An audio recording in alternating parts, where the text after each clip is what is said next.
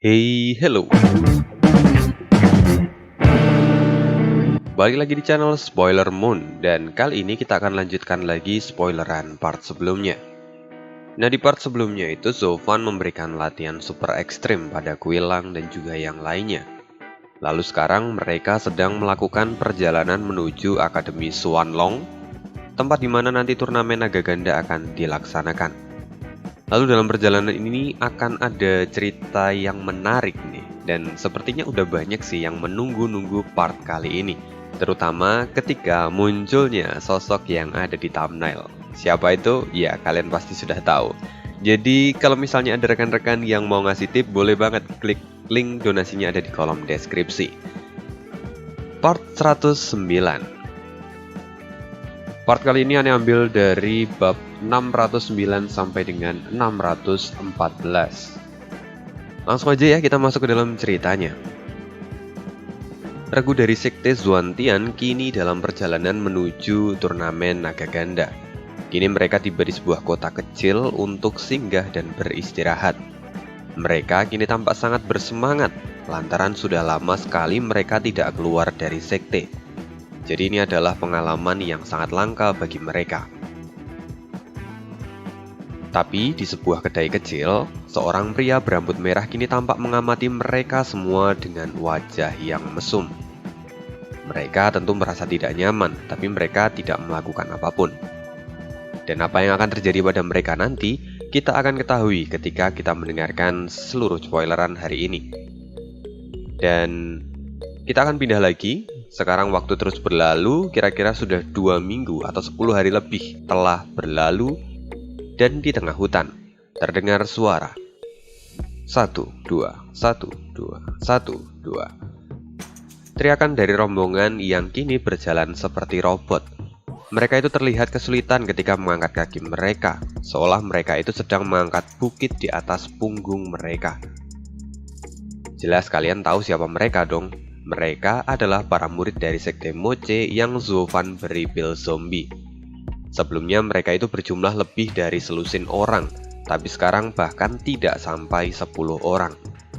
Banyak dari mereka yang telah tumbang dan menjadi batu di tengah perjalanan.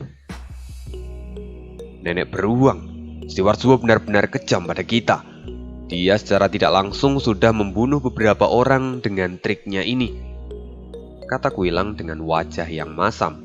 Tapi dia masih terus berjalan lantaran sebelumnya itu dia melihat kalau para murid lainnya yang membatu dan kemudian hancur menjadi debu. Quillang benar-benar merasa kesal, apalagi anaknya pun ada di posisi yang sama dengan dirinya. Lalu dengan suara lirih dia bertanya, "Yang R, apa kamu bisa menahannya?" "Ayah, aku belum beristirahat selama lebih dari 10 hari. Besi kultivasiku sudah dikunci dan aku kesulitan untuk menahan semua ini. Aku ingin istirahat. Bahkan lebih baik sepertinya aku mati daripada hidup seperti ini," kata Quillang sambil merengek. Ketika yang lain mendengar ucapan dari Quillang, mereka pun setuju. Ini sungguh adalah kemalangan dan mereka benar-benar mengutuk Zovan yang telah menyebabkan semua ini.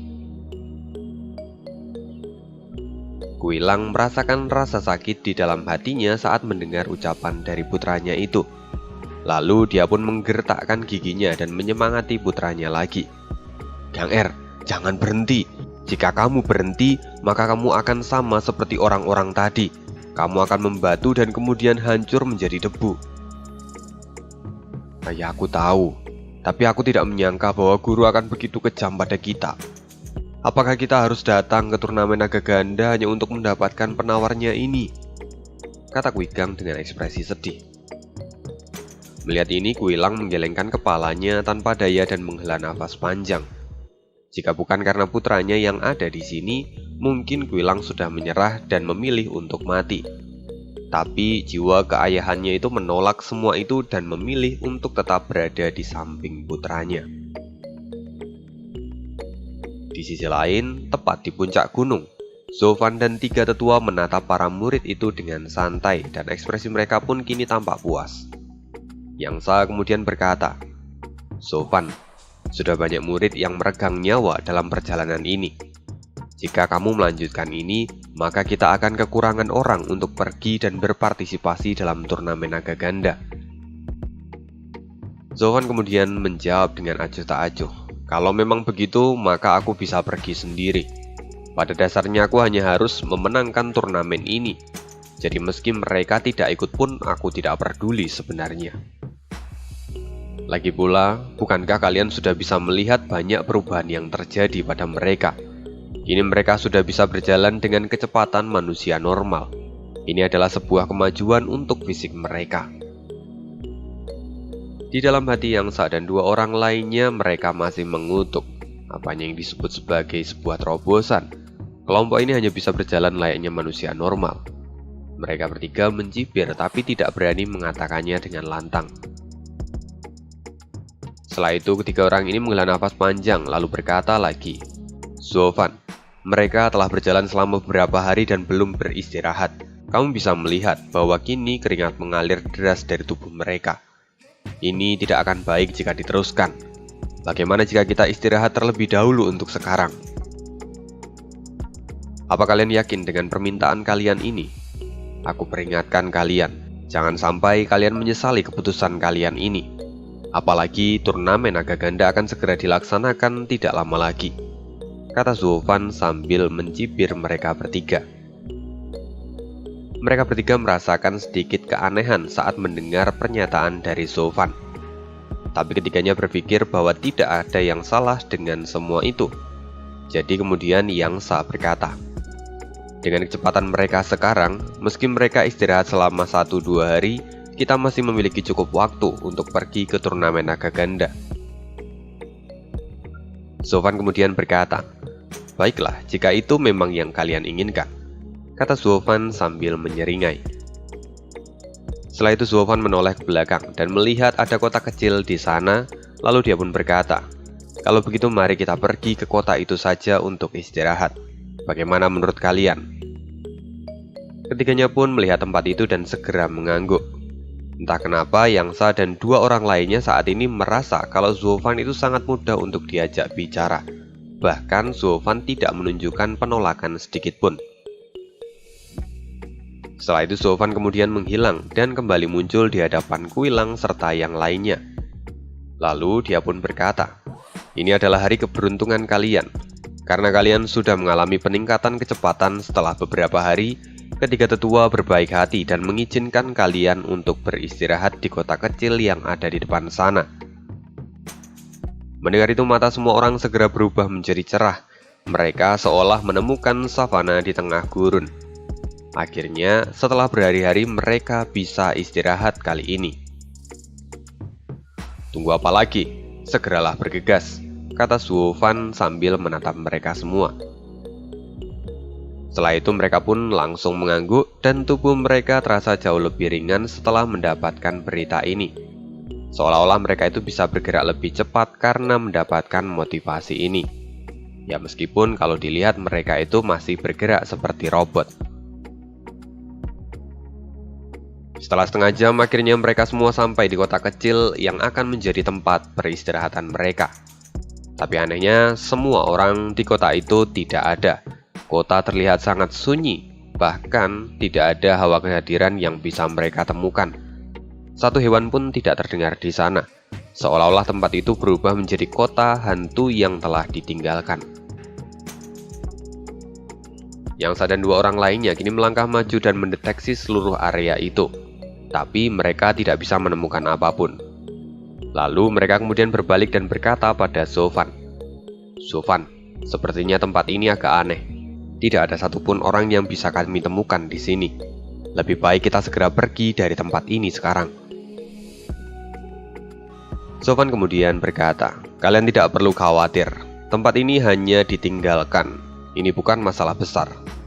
Sekarang ayo temukan kedai atau sesuatu yang bisa kita jadikan tempat untuk istirahat. Anak-anak itu juga sudah terlihat sangat kelelahan, kata Zovan sambil menyeringai.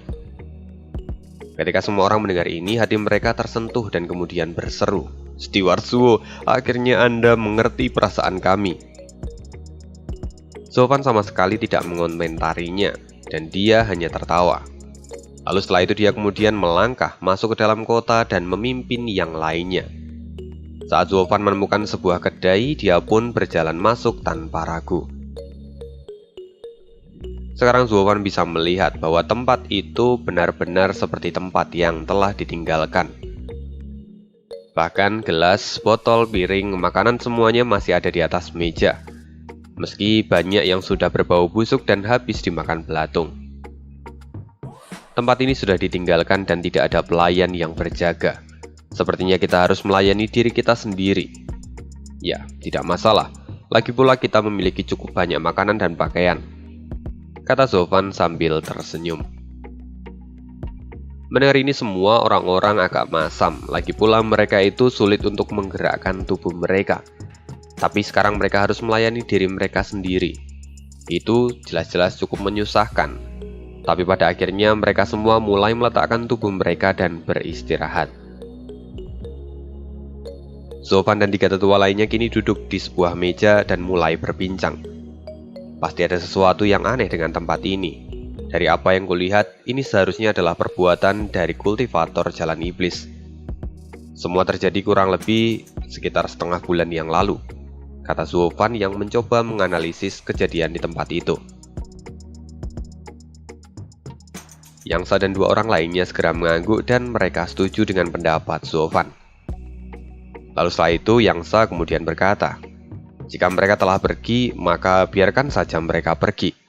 Jika mereka masih belum pergi, maka apa yang mau kamu lakukan? Mereka tidak menyinggung kita, jadi kita tidak perlu melakukan apapun, kata Zoltan menyela. Ketika yang lain mendengar ini, mereka hanya bisa tersenyum dengan wajah masam. Kalau begitu, kuucapkan selamat untuk kalian semua. Kalian telah berhasil melewati latihan kalian hingga saat ini, kata Zoltan sambil mengangkat segelas anggur. Mendengar itu, mereka semua ikut bersulang dan mereka pun kemudian tertawa bersama. Mereka kemudian menikmati masa-masa yang sangat langka itu. Ketika Zoltan sudah merasa kenyang, dia pun kemudian berkata, ayo, sudah saatnya kita untuk pergi. Semua orang pun mengangguk dan bersiap untuk pergi. Tapi, saat mereka hendak berdiri, tiba-tiba mereka semua merasakan tubuh mereka itu kaku seperti saat pertama kali mereka meminum pil zombie. Lalu kemudian Yangsa berkata dengan panik, Zoltan, apa yang terjadi pada mereka? Zoltan kemudian tertawa lalu dia berkata, bukankah sudah kukatakan pada kalian semua, saat kalian sudah meminum pil zombie, kalian harus terus bergerak. Jika kalian terus bergerak, maka itu akan mengurangi efeknya. Tapi saat kalian mulai beristirahat, maka tubuh kalian akan mulai kehilangan kekuatan dan kembali seperti saat pertama kalian meminum obat. Jika kalian ingin bergerak dengan leluasa, maka kalian harusnya banyak melakukan pemanasan. Mendengar itu semua orang terkejut. Mereka bahkan tidak pernah mendengar hal ini sebelumnya. Semua orang mulai merasa sakit hati dan mengutuk Zoltan lagi di dalam hati mereka. Steward Zuo, kamu menipu kami, teriak Wilang dengan wajah kesal. Tapi Zoltan tersenyum dan dia berkata, kapan aku menipumu? Bukankah ini semua adalah ide dari 3 tetua? Aku tidak pernah menyarankan kalian untuk beristirahat sebelumnya. Kamu memang tidak menyarankan itu, tapi kamu tidak mengatakan bahwa kami akan kembali seperti semula saat kami mengambil istirahat, kata Wilang dengan wajah masam. Tapi kemudian Zoltan berkata, aku memang sengaja melakukan ini. Lantas, apa yang mau kamu lakukan padaku? Mendengar itu semua orang terdiam. Mereka semua ketakutan dan tidak berani mengatakan apapun. Meski mereka itu sangat marah pada Zoltan, tapi mereka sama sekali bukanlah lawan dari Zoltan. Dia adalah iblis yang sejati. Siapa yang berani menantangnya?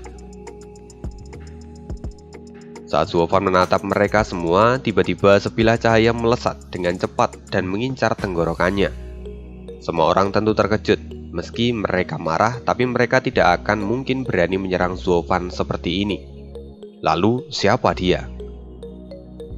Kilatan cahaya itu melesat ke arah leher Zoltan, dan saat bilah cahaya itu tinggal 1 senti lagi dari leher Zoltan, tangan kanan Zoltan bergerak dan menghalau cahaya itu. Benturan suara logam terdengar di telinga semua orang. Kini mereka semua bisa melihat bahwa rupanya ada seorang gadis kecil yang mencoba untuk menyerang Zovan. Gadis ini berada di tahap 5 ranah visi dewa. Meski begitu, serangannya itu cukup tajam dan mematikan.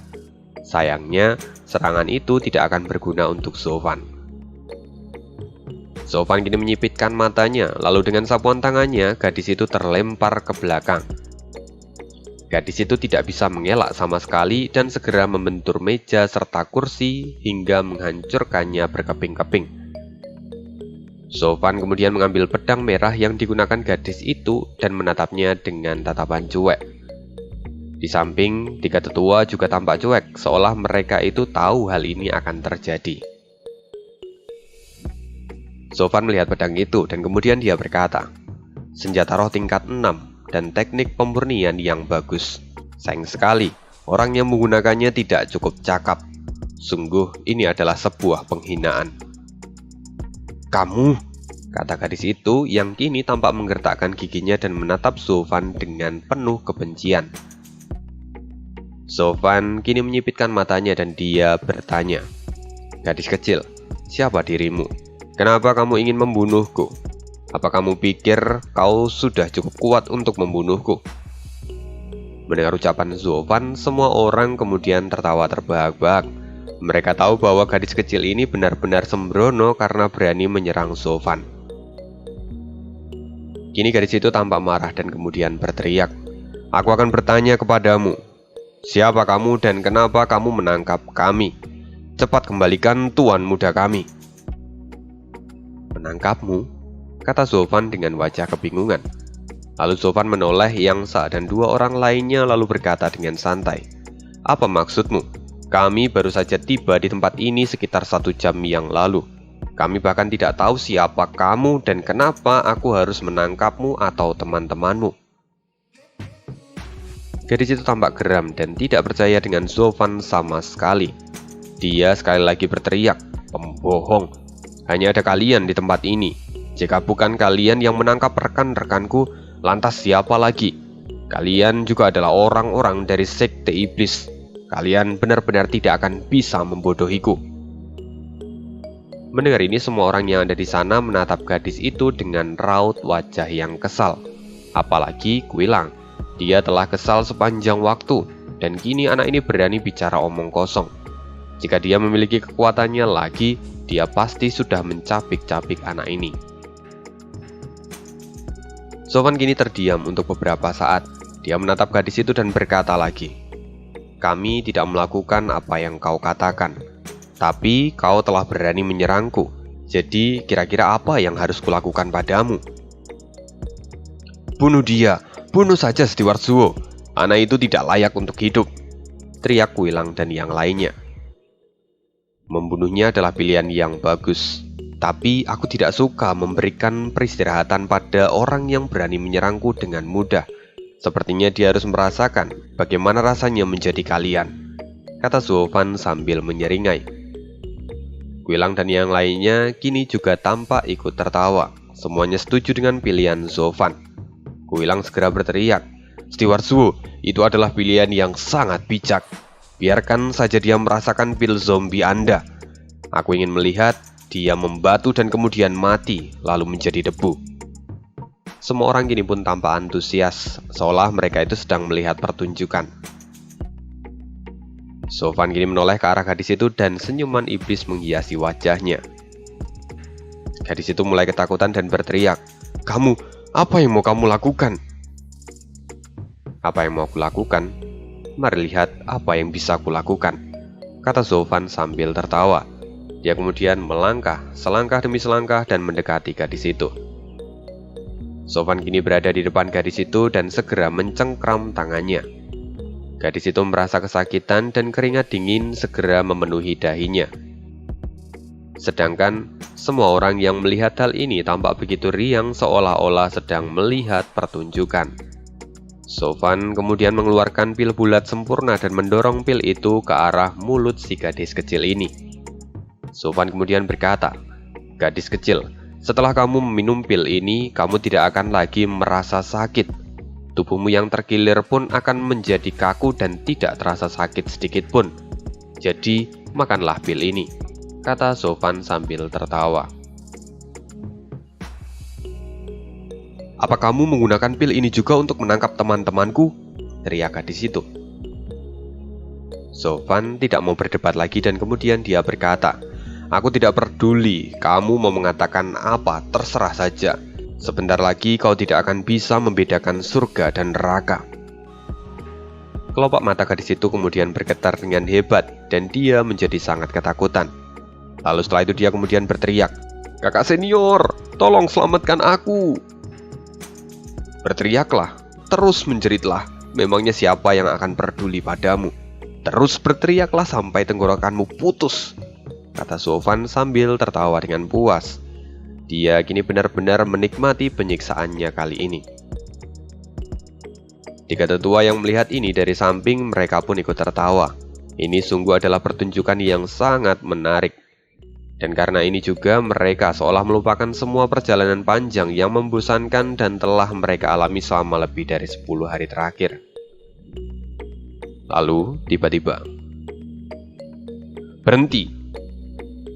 Sebelum Zovan berhasil memasukkan pil itu ke dalam mulut si gadis kecil ini, tiba-tiba ada suara seorang wanita yang masuk ke telinga Zovan.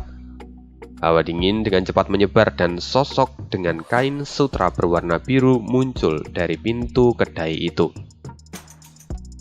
Semua orang segera menoleh dan terkejut sekaligus terpana saat melihat kecantikan yang tiada taranya itu. Bahkan tiga tetua pun sampai ternganga karena terpesona. Siapa yang berani menggangguku di saat genting seperti ini? Diamlah dan aku akan mengurusmu setelah mengurus gadis kecil ini, kata Zovan yang kemudian perlahan menoleh ke arah orang yang baru saja datang itu. Dalam sekejap Zovan mematung lalu wajahnya pun memerah dalam waktu singkat. Dua buah kata keluar dari bibirnya. King Chen. Tras. Cincin di jari Zovan dan cucu kini saling beresonansi dan memancarkan cahaya yang menyilaukan. Kak King Chen! Teriak si gadis kecil yang tadi ditangkap oleh Zovan. Kini dia sudah terbebas dari cengkraman Zovan dan segera berlari ke arah cucu. Setelah itu si gadis kecil itu mengadu dan menjatuhkan Zovan serta yang lainnya. Tapi cucu tersenyum dan dia kemudian berkata, Dan aku pikir kamu pasti telah salah paham pada mereka. Meski aku tahu pria ini bukanlah orang baik, tapi dia tidak sejahat penampilannya. Aku benar-benar mengenalinya, jadi kamu bisa percaya padaku. Aku yakin kalau masalah kita kali ini sama sekali tidak ada hubungannya dengan mereka. Setelah itu cucu menepuk punggung dari gadis kecil ini yang juga dipanggil dengan nama Dan Cucu kemudian menoleh dan melihat Zovan lagi, lalu kemudian menggodanya. Sepertinya temperamen dari Steward Zuo masih belum berubah setelah bertahun-tahun. Bahkan kamu tega menjahili seorang gadis kecil. Semua orang kini terkejut, mereka tidak menyangka bahwa Zovan dan cucu ternyata saling mengenal. Zovan kini telah pulih dari keterkejutannya dan dia berkata, Dialah yang menyerangku terlebih dahulu tanpa alasan. Jadi aku hanya sedikit menjahilinya, ya meskipun mungkin itu agak sedikit berlebihan. Mendengar ini Kuilang dan orang-orang dari Sekte Moche langsung terlihat kebingungan, seolah-olah matahari itu sudah terbit dari timur, lantaran Zovan mau mengakui kesalahannya dengan begitu mudahnya di hadapan seorang wanita. Ini jelas bukan gaya dari Zovan yang mereka kenal. Setelah itu mereka kemudian melihat cucu dan menjadi sangat penasaran dengan identitas cucu yang sebenarnya. Lantaran hanya karena beberapa kata yang cucu katakan, itu langsung merubah temperamen Zovan dengan sangat cepat. Di sisi lain, Dan pun kini tampak keheranan. Dia sebelumnya tidak pernah melihat cucu tersenyum, tapi kali ini dia bisa melihat senyuman yang sangat menawan di wajahnya. Belum lagi sikap cucu yang kini berubah menjadi sangat hangat. Zovan, jadi kamu mengatakan kalau adikku yang telah bersalah kali ini, kata cucu. Ya jelas, dia adalah orang yang menyerangku terlebih dahulu, jawab Zovan. Tapi dia hanya anak kecil, bagaimana kamu bisa menjadi begitu keras padanya? Memang apa peduliku? Dialah yang mulai semua ini. Tapi kenapa kamu... Ya, mereka berdua akhirnya bertengkar ya. Juju dan Sofan berdebat seperti pasangan yang sedang bertengkar. Semua orang di sana tampak menatap kedua orang ini dengan wajah yang keheranan. Lalu kita akan pindah ke tempat yang lain. Kita biarkan saja pertengkaran dari sepasang kekasih ini. Di sisi lain, di sebuah penginapan, orang-orang dari sekte Zuantian itu sedang bersembunyi. Tapi selain mereka, di sana juga ada seorang laki-laki tua yang terlihat mabuk berat saat ini. Suirohua yang kini merasa kesal, dia berteriak, "Orang tua, katakan padaku, kemana kau membawa semua orang pergi?" Orang tua yang hidungnya tampak merah karena sedang mabuk itu tidak menjawabnya sama sekali. Meski dia kini diikat oleh kelompok dari Suirohua, tapi dia tampak tidak terlalu peduli dengan hal itu. Yang terpenting untuknya saat ini adalah, "Anggur, mana anggurku? Berikan aku anggur!" Teriak orang tua itu seperti orang gila. "Orang tua, nyawamu sedang terancam. Bagaimana bisa kau malah memikirkan anggur?" teriak Suirohua. King Yi pun ikut berteriak, "Orang tua, sudah 5 hari kau di sini dan kau sudah minum banyak sekali. Jangan bohong. Segera katakan di mana kau menyandra saudara-saudara kami. Jika kau masih saja tidak mau mengatakannya, maka jangan salahkan kami kalau bertindak kasar." Orang tua itu mengabaikannya. Dia masih tampak mencari anggur yang bisa dia minum. Melihat hal ini, Suirohua menjadi sangat marah dan kemudian menggebrak meja. Dia mengangkat tangannya tinggi-tinggi dan bersiap untuk memukul orang tua ini. Tapi sebelum Suirohua mengayunkan tangannya, tiba-tiba terdengar suara keras dari luar. 1, 2, 1, 2, 1, 2. Suirohua dan King Yi kini tampak menatap satu sama lain dan wajah mereka perlahan menjadi serius. Suirohua kemudian menoleh ke arah King Yi dan berkata, "Pergi dan periksa apa yang terjadi di luar." King Yi segera mengangguk dan setelah dia membuka pintu, dia bisa melihat Kuilang dan orang-orang lainnya kini berjalan seperti robot. Selain itu di sana juga ada Zuofan dan 3 tetua. Di depan mereka semua juga ada Juju dan Dan Er yang memandu mereka sambil bicara dan tertawa. King Yi dan Suirohua terkejut melihat King Chen yang kini tampak begitu ekspresif. King Yi berkata, "Senior, King Chen telah kembali, tapi tampaknya dia membawa sekelompok orang yang aneh. Mereka bahkan terlihat tidak normal saat berjalan." Suirohua menyipitkan matanya dan berkata, "Mungkin ini adalah perangkap, tapi buka penghalangnya. Kita akan tangkap mereka." Mendengar itu, orang tua pemabuk itu menghela nafas panjang dan berkata, "Oh, sungguh malang. Orang lain yang tidak bersalah pun ikut menjadi korban." Orang tua, jadi kamu bisa bicara? Artinya kau hanya pura-pura gila selama ini. Setelah aku menangkap mereka nanti, aku pasti akan mengurusmu," kata King Yi. Setelah itu, King Yi membuka pintu penginapan itu dan membuka penghalangnya. Si orang tua pemabuk itu melihat King Yi dan Suirohua sambil menyeringai. Dia bergumam kalau mereka berdua sebentar lagi akan dipermainkan oleh Sofan. Gelombang fluktuasi menyebar dan formasi pelindung penginapan itu akhirnya terbuka. Suirohua menatap Juju dan dia berkata, "Junior King Chen, sepertinya kamu telah menemukan sarang dari penyamun. Kamu sepertinya juga menangkap begitu banyak tawanan. Kerjamu sungguh bagus." "Siapa yang kau sebut sebagai tawanan? Bahkan jika jalan mereka itu tidak normal, kau tidak seharusnya berkata seperti itu," bentak Sofan. "Steward Zuo, sepertinya wanita ini tidak bisa menjaga mulutnya. Kenapa Anda tidak membunuh saja mereka berdua?" kata Kuilang yang kini tampak geram. Sofan mengangkat baunya dengan acuh tak acuh. Tapi sekarang Suirohua terkejut. Awalnya dia itu masih tidak mengenali Sofan, tapi sekarang ekspresinya berubah dan tampak linglung. "Kamu..." "Oh, Senior Rui, maafkan aku karena belum memperkenalkan mereka padamu," kata Juju yang kemudian meraih tangan Sofan dan menggandengnya.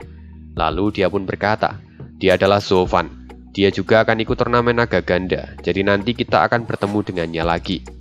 Kebetulan aku bertemu dengannya dan dia akan membantu kita kali ini." Mendengar itu Zofan melirik cucu, lalu dia berkata dengan sedikit gugup, "Ya, kami hanya kebetulan lewat saja, dan kami juga ingin beristirahat. Jangan terlalu banyak berpikir, kami tidak akan ikut campur dalam urusan kalian. Kalian semua cepatlah masuk, tapi jangan berdiam diri, atau kalian akan beku seperti sebelumnya," kata Zofan sambil melirik Kuilang dan yang lainnya. Mendengar ini, Kuilang dan lainnya tampak cemberut dan berkata, "Kami tahu, kami tidak akan berani beristirahat lagi." Tapi setelah itu dari belakang terdengar suara, "Steward Zuo, tidak bisakah kita melanjutkan saja perjalanan kita?" kata Lucie yang kini tampak tidak senang. Tapi wajah Zofan langsung berubah menjadi dingin dan dia berkata, "Aku yang memutuskan kapan kita akan pergi dan kapan kita akan berhenti. Bukan kamu yang memutuskan hal ini." Mendengar itu Lucie seperti mendapatkan tamparan keras di wajahnya.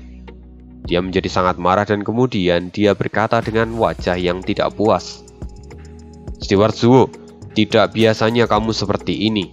Hanya karena seorang wanita kamu bisa mengabaikan semua yang menjadi urusanmu sekarang. Apa kamu lupa kalau sekte juga punya aturan yang mengatur supaya kita tidak menjadi emosional?" Qi Changlong kemudian menjawab, "Tapi aturan sekte juga membuka jalan bagi mereka yang kuat. Bukankah kamu sudah melihatnya sendiri bahwa aturan yang sudah ada sejak ribuan tahun pun berubah karena Steward Zuo?" Mendengar itu Lucie terdiam. Dia hanya bisa menghela nafas panjang dan mengangguk, sedangkan yang lain pun tidak bisa mengatakan apapun. Zofan kini melihat mereka semua dan ada keraguan-raguan di dalam hatinya. Memang ada banyak aturan di dalam sekte Moche, dan meski sebenarnya banyak juga yang tidak sesuai dengan keinginannya, tapi saat ini dia belum bisa merubah semua itu. Apalagi dia juga tahu bahwa bagi seorang kultivator jalan iblis, cinta adalah racun yang sangat mematikan. Jika dia termakan oleh perasaan emosionalnya sendiri, maka dia bisa hancur seketika. Cucu melihat Zofan yang kini tampak galau dan melankolis. Melihat ini Cucu sedikit tersenyum dan dia tahu kalau Zofan itu sedang bimbang karenanya. "Yah, kalian adalah tamu yang numpang lewat, jadi lakukan saja sesukamu," kata Cucu dengan senyuman tipis di wajahnya. Lalu setelah itu dia kemudian berjalan masuk tanpa menoleh ke belakang. Sui Rohua dan King Yi terpana melihat perubahan sikap dari Cucu. Sebelumnya dia tampak begitu bahagia, tapi sekarang tak bagaimana mereka bisa merasakan kesedihan yang mendalam dari Cucu. Tapi setelah itu semua orang pun akhirnya memutuskan untuk masuk ke dalam formasi. Yang Sa kini melihat ke sekeliling dan berkata, "Kenapa Zuantian kali ini begitu ceroboh? Mereka hanya mengirimkan murid-murid tanpa ada penjagaan. Apa mereka tidak takut kalau murid-muridnya ini tidak akan sampai tujuan dengan selamat?" Sui Rohua tampak stagnan. Lalu dengan wajah kusam dia berkata, "Awalnya kami ditemani oleh 3 tetua, tapi sayangnya di saat malam tiba para tetua tiba-tiba menghilang tanpa jejak. Hingga akhirnya hanya kami sendiri yang tersisa di tempat ini." "Sungguh? Bahkan para tetua dibawa pergi oleh orang lain? Sepertinya Zuantian banyak mengalami kemunduran akhir-akhir ini. Sungguh orang-orang tidak berguna," ejek Yang Sa sambil tertawa. Kuilang dan yang lainnya pun ikut tertawa ketika mendengar hal ini, sedangkan orang-orang dari Zuantian tampak sangat geram, tapi mereka sama sekali tidak bisa melakukan apapun. Dari samping, Zofan kemudian berkata dengan santai, "Ya, terus saja katakan semua itu dengan keras. Mungkin malam ini kalian bertiga juga akan dibawa pergi oleh mereka." Yang Sa dan lainnya langsung tertekan setelah mendengar kata-kata dari Zofan. Mereka kini tampak ragu-ragu dan Yang Sa berkata, "Zofan, kamu adalah bagian dari sekte Moche kami. Bagaimana kamu bisa mengatakan itu pada kami sekarang? Apa kamu berniat mengkhianati saudara laki-lakimu hanya untuk mendapatkan pakaian?" Maksud dari Yang Sa di sini, saudara laki-laki itu adalah orang yang berasal dari sekte yang sama. Dalam kasus ini, jelas orang-orang itu adalah orang-orang dari sekte Moche. Sedangkan mendapatkan pakaian maksudnya adalah mendapatkan wanita. Mendengar itu wajah Zofan menjadi tampak suram dan dia tidak mengatakan apapun. Sedangkan orang-orang dari sekte Zuantian memandang Zofan dengan keheranan. Mereka bisa melihat bahwa Zhuofan hanyalah seorang murid, tapi kenapa dia begitu mendominasi? Padahal sekuat apapun seorang murid, umumnya mereka akan hormat pada para tetua. Tapi kali ini sungguh tidak. Bahkan para tetua bersikap begitu hormat dan sopan pada Zhuofan. Setelah itu, sebuah tawa keras kemudian terdengar dari belakang para murid sekte Xuantian. Kalian yang hidup di jalan iblis memang benar-benar lucu. Jika aku jadi kalian, aku pasti akan menjual saudaraku sendiri dan mendapatkan uang untuk membeli pakaian. Itu adalah hal yang wajar. Memangnya apa yang salah dengan hal itu? Mendengar omongan itu, Yangsa terkejut dan kemudian dia mencari sumber suaranya. Dia tidak menyangka kalau akan ada orang yang berani menertawakannya. Saat dia menemukan sumber suara itu, ternyata itu adalah seorang laki-laki tua yang kini tampak mabuk dan sedang diikat di sudut ruangan. "Hei orang bau, apa yang baru saja kamu katakan padaku?" bentak Yangsa dengan mata yang melotot. Orang tua itu kemudian berkata, "Bukankah apa yang kukatakan itu benar? Untuk apa memiliki saudara laki-laki jika tidak memiliki pakaian yang bagus untuk dikenakan? Memangnya kamu bisa keluar bersama dengan saudara laki-lakimu tanpa busana? Jika itu aku pasti akan lebih memilih untuk mengenakan pakaian daripada melakukan hal semijikkan itu." Mendengar itu, Yangsa seperti ditampar tepat di pipinya. Sedangkan Suiruhua dan para murid dari sekte Xuantian segera menutup mulut mereka untuk menahan tawa yang sudah ada di ujung bibir mereka. Meski sebelumnya mereka itu sangat kesal pada orang tua pemabuk ini, tapi kini mereka merasa sangat senang setelah mendengar ucapan dari orang tua ini. Di sisi lain, Zhuofan melihat sesuatu yang berbeda. Dia mengernyitkan dahinya dan berkata, "Orang ini..." Suiruhua mendengar apa yang Zhuofan gumamkan dan kemudian dia berkata, "Kami sebelumnya menemukan orang tua ini berkeliaran sendirian di dalam kota. Dia tampak begitu mencurigakan, jadi kami pun menangkapnya dan kemudian menginterogasinya. Tapi sayangnya sampai saat ini dia masih belum mau bicara." Mendengar hal ini, Yangsa menjadi bersemangat. Dia berpikir untuk balas dendam pada orang tua ini, jadi dia kemudian menawarkan diri. "Kamu mengatakan bahwa orang tua ini tidak mau bicara? Maka berikan saja padaku, biarkan aku yang menginterogasinya. Aku pastikan bahwa setiap menit dia akan menjerit dan menangis memohon ampun." Mendengar ini, Zhuofan melewati Yangsa dan kemudian mendekati orang tua itu. Dia segera mengepalkan tangannya dan berkata dengan hormat, "Senior, maafkan para junior yang kurang akal ini. Mohon untuk tidak tersinggung. Mereka hanyalah sekelompok katak di dalam sumur." Mendengar itu semua orang langsung tercengang dan tampak kebingungan. "Zhuofan, apakah kamu mengenalnya?" kata Juju dengan wajah keheranan. Zhuofan tertawa dan menggelengkan kepalanya. Lalu dia berkata, "Aku tidak mengenalnya. Ini adalah kali pertama aku bertemu dengan orang tua ini." "Lalu kenapa kamu begitu menghormati orang tua ini? Ini tidak seperti dirimu yang ku kenal," kata Juju dengan senyuman hangat di wajahnya. Orang-orang dari sekte Moche pun segera mengangguk dan setuju dengan apa yang Juju katakan. Tapi Zhuofan mengangkat baunya dan berkata, "Sebelumnya kalian mengatakan bahwa saat seluruh kota hilang dalam semalam, hanya orang tua ini yang tersisa dan bisa berkeliaran di luar sana. Bukankah begitu?" "Benar. Sebelumnya saat kami datang ke kota ini tuh benar-benar ramai. Tapi dalam semalam semuanya menghilang tanpa jejak. Kami mencari di setiap sudut kota, tapi kami tidak bisa menemukan siapapun kecuali orang tua ini," kata Suiruhua. Mendengar itu Zhuofan tersenyum dan dia berkata, "Sekarang, apakah kamu bisa melihat kultivasi dari orang tua ini?" "Kultivasi apa? Aku bahkan tidak bisa merasakan apapun darinya. Dia hanyalah orang tua biasa yang suka mabuk." Mendengar itu Zhuofan tertawa dan dia berkata lagi, "Hanya ada dua orang yang tidak bisa dinilai tingkat kultivasinya. Yang pertama adalah mereka yang sama sekali tidak memiliki kultivasi. Atau yang kedua, mereka yang memiliki kultivasi terlalu tinggi hingga tidak bisa diterka lagi. Hah? Semua orang terkejut dan segera mundur selangkah. Yangsa dan lainnya pun tampak tidak percaya. Mereka berada di ranah virtual. Bagaimana mungkin mereka tidak bisa menerka kultivasi dari orang ini? Jika itu memang benar, maka setinggi apa sebenarnya kultivasi dari orang tua ini? Itulah yang saat ini ada di pikiran mereka. Suiruhua kemudian bertanya lagi untuk memastikan. Sofan, apakah kamu bisa melihat kultivasi dari orang tua ini? Sofan kemudian menjawab, tentu tidak. Kultivasinya terlalu tinggi dan mengerikan. Aku tidak bisa menerkanya sama sekali. Mendengar itu Suiruhua memelototi Sofan dan berkata, omong kosong. Kupikir kamu mengatakan semua itu karena kamu mengetahuinya. Kamu benar-benar menakut-nakuti kami.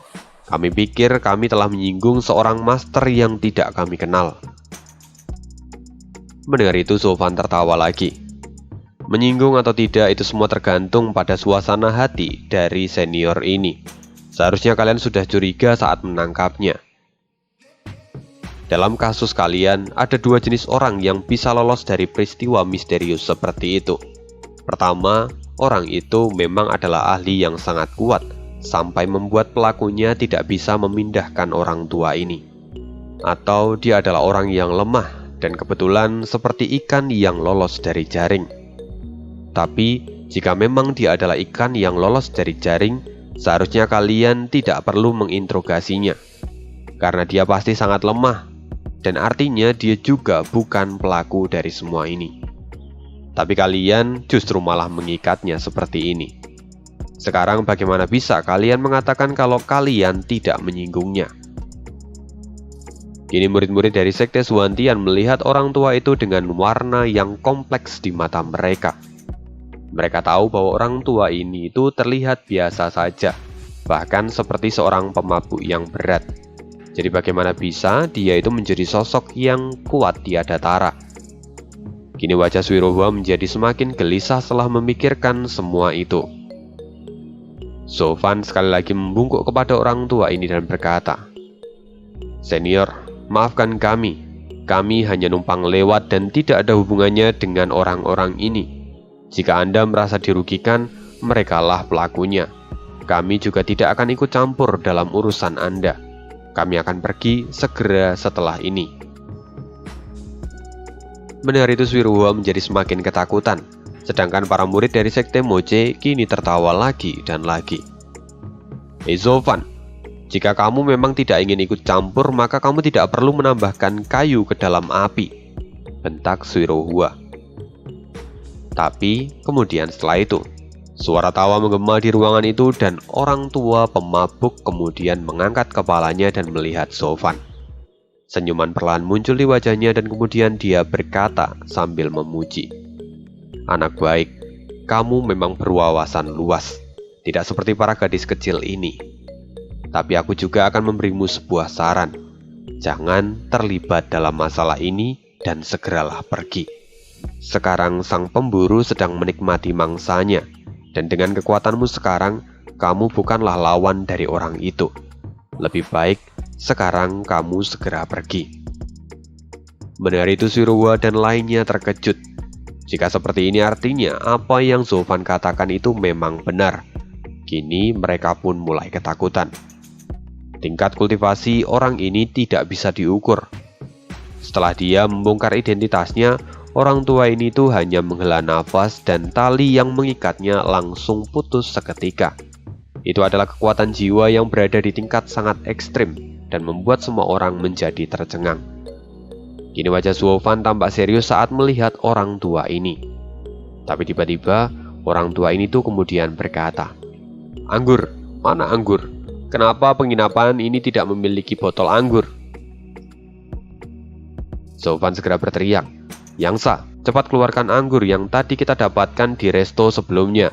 Berikan semua itu pada senior ini. Yangsa terkejut dan segera mengangguk. Dia kemudian mengeluarkan botol-botol anggur dari cincinnya dan menyerahkannya pada orang tua ini.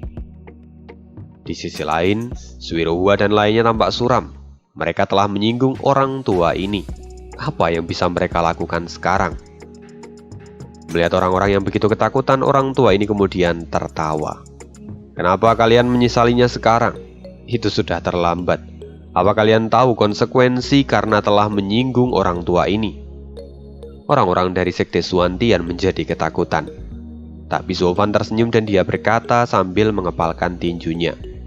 Senior, seharusnya Anda tidak menakuti para junior ini seperti itu. Lagi pula mereka itu tidak tahu, jadi mereka juga tidak bisa disalahkan. Dan jika memang Anda ingin menghukum mereka, pasti Anda sudah melakukannya sejak awal. Tapi sepertinya Anda di sini karena ingin melindungi mereka. Sungguh, saya kagum pada sikap dari senior. Orang tua itu menatap Zofan untuk beberapa saat lalu mengangguk. Ya, lagi pula kamu telah memberiku anggur hari ini. Maka aku akan melupakan apa yang telah terjadi. Tapi kuperingatkan lagi, lebih baik kamu segera pergi, atau kamu akan terseret dalam masalah ini. Setelah mengatakan itu, orang tua itu pun kemudian berjalan dengan terhuyun-huyun dan membuka pintu penginapan itu. Semua orang terdiam saat melihat kepergian dari orang ini tanpa berani mengatakan apapun. Tapi sebelum orang tua itu keluar dari penginapan, orang tua itu menoleh dan berkata lagi, "Nak, sudah terlambat. Sebelumnya kamu tidak ada hubungannya dengan masalah ini, tapi sekarang kamu sudah tidak bisa pergi lagi. Kamu sudah masuk ke dalamnya dan berusahalah untuk terus bertahan hidup." Orang tua itu kemudian berjalan dengan santai menembus penghalang di sana dan tanpa ada usaha sedikit pun. Bahkan dia bisa menembusnya tanpa ada riak yang keluar dari penghalang. Seolah-olah orang tua itu transparan dan bisa melewatinya dengan sangat mudah.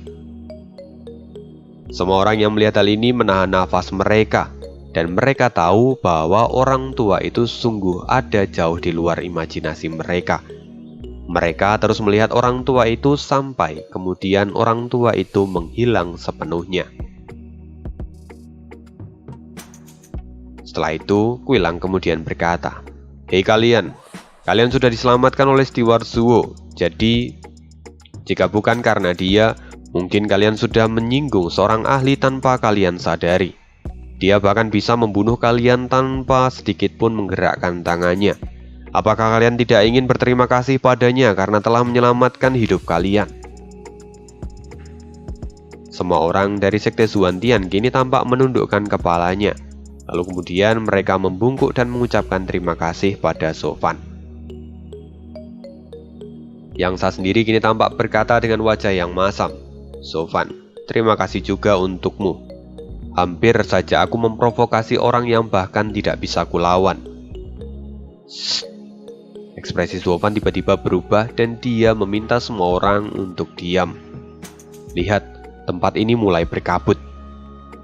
Semua orang terkejut dan segera menoleh, tapi mereka juga sadar bahwa sekarang matahari itu hampir terbenam. Jadi bukankah itu sangat wajar kalau misalnya kabut mulai turun? Yang Sa pun kemudian berkata, "Bukankah ini normal? Sekarang sudah senja, memangnya apa masalahnya?" Kabut memang bukan masalah besar, tapi apa yang ada di dalamnya itu menjadi masalah. Kabut ini mengandung kesadaran ilahi, kata Zofan yang kemudian membuat semua orang terkejut. Orang tua itu benar, sudah terlambat untuk kita pergi sekarang. Kita sudah terjebak di sini, kata Zofan dengan ekspresi dingin. "Tunggu, lalu apa yang harus kita lakukan?" kata Swirohua dengan panik. Zofan kemudian berkata dengan lemah, "Ayo mundur dan ulur waktu. Aku harus mencari tahu apa yang sedang direncanakan oleh musuh dan apa yang akan dia lakukan." Zofan kemudian segera menutup pintu penginapan. Selain itu, penghalang juga masih terpasang di luar. Tapi suara mendesis mulai terdengar. Dan suara itu seperti sebuah korosi. Sekarang mereka berkumpul. Zofan menatap mereka semua dan berkata, "Sekarang jelaskan lagi padaku apa yang sebelumnya terjadi." Swirohua kemudian mulai bercerita. "Setengah bulan yang lalu, kami sedang dalam perjalanan menuju Akademi Xuanlong. Kami melewati tempat ini dan berniat untuk istirahat selama beberapa hari. Tapi, saat kami masuk ke dalam sebuah kedai kecil, kami bertemu dengan seorang pemuda berambut merah yang menatap kami dengan tatapan jahat. Kami tahu bahwa dia pasti berasal dari sekte iblis dari gerak-geriknya. Mendengar itu Zofan dan Yangsa mengangguk. Itu semua memang seperti yang sudah mereka perkirakan sebelumnya. Setelah itu Suwiruhua melanjutkan. Pemuda itu melihat kami datang. Setelah itu kemudian dia bangkit berdiri dan melecehkan salah satu murid kami. Lalu dengan bantuan 3 tetua yang bersama dengan kami, anak itu pun kemudian memutuskan untuk pergi tanpa banyak bicara. Kami pikir saat itu anak itu ketakutan. Tapi saat matahari mulai terbit di hari berikutnya, kami tidak menyangka bahwa semua orang sudah menghilang. Bahkan 3 tetua dan tuan muda sekte kami pun menghilang tanpa jejak. Tuan mudamu juga menghilang, kata Zofan. Ya, tuan muda kami memang sudah lemah sejak kecil. Lalu sekarang dia tiba-tiba menghilang dan kami menjadi sangat khawatir. Belum lagi, setiap kali malam datang, para murid yang mencari mereka mulai menghilang satu persatu. Karena itu juga akhirnya kami mendirikan penghalang di tempat ini untuk berlindung. Lalu saat siang datang, kami akan pergi dan mulai mencari mereka lagi. Mendengar itu Yangsa tertawa. Sepertinya kucing sedang mempermainkan beberapa tikus. Hah? Apa maksud Anda? Kata Suwiruhua. Yangsa kini tersenyum dan dia berkata, ya, ini adalah kebiasaan dari ahli di jalan iblis. Banyak dari kami yang menikmati kesenangan sebelum membunuh orang. Zofan pun kemudian berkata, orang itu bisa mengambil seluruh orang di kota ini dengan sangat mudah. Bahkan 3 tetua pun dibawa tanpa ada paksaan. Artinya dia punya cukup kekuatan untuk menangkap kalian semua sebenarnya. Tapi dia sengaja memilih untuk menangkap kalian satu persatu, yang mana tujuannya jelas untuk merusak mental kalian dan membuat kalian jatuh dalam ketakutan. Benar itu semua orang dari sekte Zuantian tampak terkejut dan sulit mempercayainya. Tapi Zofan kemudian berkata lagi, dulu aku pernah memainkan permainan ini saat aku merasa bosan. Tapi sayangnya sekarang aku sudah tidak tertarik lagi. Haha, sama sekali. Aku juga seperti itu dulu waktu aku masih belum menjadi tetua. Itu sungguh menarik, kata Yangsa sambil tertawa. Suwiruhua dan yang lainnya tampak geram sekarang. Mereka tidak menyangka bahwa mereka akan bertemu dengan para iblis ini. Kalian sungguh berdosa. Bagaimana kalian bisa mengambil nyawa dari orang-orang hanya untuk bersenang-senang? Kata Dan R yang kini merasa kesal. Oh iya, nama asli dari gadis yang disebut Dan R ini adalah Nadan. Zofan dan yang lainnya mendengar ini tapi tidak berkomentar. Sedangkan Kuilang kemudian angkat bicara. Stiwarsuo, jika Anda melakukan itu, maka Anda benar-benar berdosa. Mendengar itu Dan R terkejut. Aku tidak menyangka bahwa ternyata ada orang yang masih memiliki hati nurani di sekte iblis. Kuilang kemudian berkata dengan kesal, apa kamu pikir semua orang di sekte iblis adalah penjahat? Kamu tidak bisa menyamaratakan semua orang. Benar itu Zofan lagi-lagi tertawa. Dia kemudian berkata, gadis kecil, kamu harus tahu bahwa sekte iblis kami juga terbagi menjadi 2 bagian. Mereka adalah orang yang kalem dan orang-orang yang kasar. Orang-orang seperti Kuilang adalah orang-orang yang kasar, yang mana mereka akan membunuh secara terang-terangan. Sedangkan kami adalah orang-orang yang kalem. Kami akan membunuh secara perlahan dan menikmati penyiksaan yang dialami oleh mangsa kami. Dan R melihat Zofan dengan tatapan jijik. Lalu dia segera berlari ke arah King Chen dan berkata, Senior, apa kamu pikir anak ini adalah orang yang baik? Cucu pun tertawa dan kemudian dia berkata, meski terlihat seperti iblis, dia adalah orang yang baik di waktu yang tepat. Kamu hanya belum melihatnya. Setelah itu Zofan kemudian menjawab, seharusnya kalian sudah melihatnya. Aku telah membantu kalian dan melepaskan kalian dari orang tua itu. Jika tidak, kalian bahkan akan mati tanpa tahu siapa yang membunuh kalian. Oh, jadi sekarang kamu mengakuinya, kata cucu sambil tersenyum. Ada jejak penuh kasih sayang di mata cucu untuk Sofwan kali ini. Lalu cucu kemudian berkata, "Lalu apa sekarang kamu sudah punya rencana untuk mengatasi si kucing liar ini?" Sofwan kemudian dengan bangga berkata, "Tentu saja, tapi aku masih butuh waktu untuk menangkapnya. Aku juga masih harus melihat triknya lebih lama lagi. Lagi pula anak ini kecanduan dengan permainan ini, dan itu akan menjadi tombak yang bagus yang bisa digunakan untuk menusuk lehernya sendiri. Meskipun sekarang tuan mudamu ditangkap, tapi aku yakin kalau dia masih hidup. Hanya saja, mungkin dia telah dijadikan mainan oleh orang itu." "Apa katamu?" kata Kingyi dengan marah. Cucu segera melambaikan tangannya dan kemudian sambil tersenyum dia berkata, "Steward Suo, kamu sudah berpengalaman dalam bidang ini. Aku tahu kamu pasti bisa mengurusnya." Sofwan tersenyum dan berkata, "Ya, aku tahu. Anak ini masih sangat muda dan polos. Dia terlalu percaya diri dengan kekuatannya. Jadi, kita bisa mengurusnya." Kini Suiruho menatap Sofwan dengan tatapan kagum. Dia tidak menyangka kalau Sofwan bisa menganalisis semua kejadian ini dengan sangat akurat. Meski dia dari Sekte Moche, Suiruho mau tidak mau mengakui kemampuannya. Cucu kemudian menoleh ke arah Kuilang dan yang lainnya. Lalu kemudian dia berkata, "Ngomong-ngomong, kenapa mereka menjadi seperti ini?" Sofwan kemudian berkata, "Aku menghukum mereka." Semua orang dari Sekte Zuantian terkejut. Mereka tidak menyangka bahwa Sofwan akan begitu kejam pada orang-orangnya sendiri. Cucu pun merasa heran, lalu kemudian dia berkata, "Sungguh itu tidak seperti dirimu. Aku telah melihatmu di keluarga Luo selama bertahun-tahun. Kamu tidak pernah melakukan hal seperti ini pada orang-orangmu sendiri." Mendengar itu, Yang Sa sedikit terkejut dan kemudian dia berkata, "Tunggu, sepertinya nona ini sangat mengenal Sofwan. Apakah kamu adalah orang spesial untuknya?" Mendengar itu, wajah cucu pun menjadi memerah, tapi dia tidak menjawabnya. Sedangkan Sofwan kini merasa kesal dan menatap Yang Sa. "Jangan banyak bicara omong kosong. Kita akan membuat rencana sekarang. Lalu kita akan pergi dari tempat ini." "Tunggu, lalu bagaimana dengan tetua dan tuan muda kami?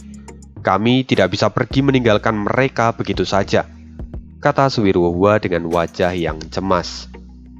Yang Sa kemudian berkata dengan marah, "Apa kamu bodoh? Jika kamu tetap ada di sini, maka kamu akan terus dipermainkan oleh orang itu.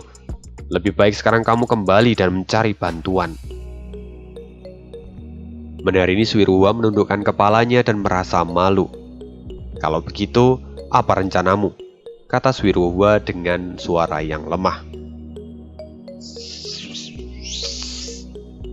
Sebelum Sofwan mulai bicara, suara korosi terdengar semakin keras, dan kabut abu-abu mulai masuk dari sela-sela jendela dan pintu.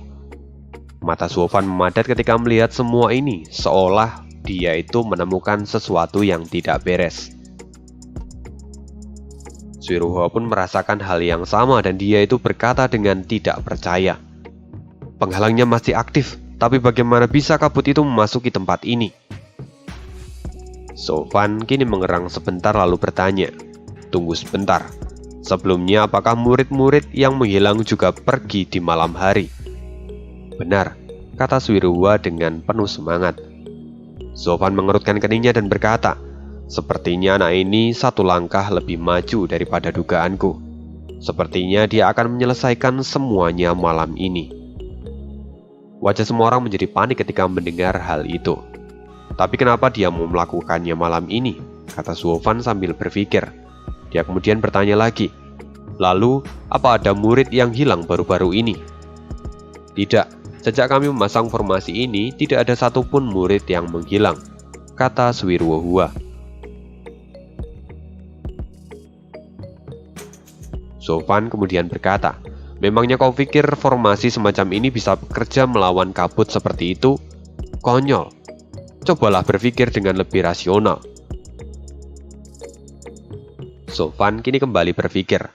Lalu kemudian Sofwan berkata lagi, "Kalau begitu, apakah ada murid yang hilang setelah kamu mengikat orang tua pemabuk itu?